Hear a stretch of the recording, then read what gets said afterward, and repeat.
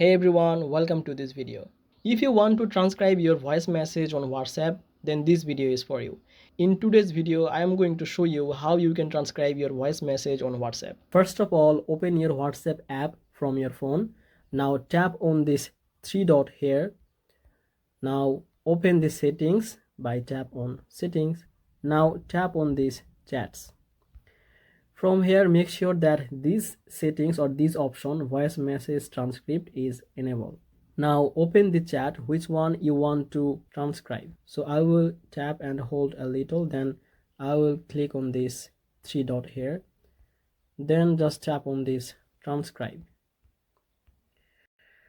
and it will transcribe. If you see it's showing unavailable, then just tap on this text and click here change language and set the right language to see the voice message in text form.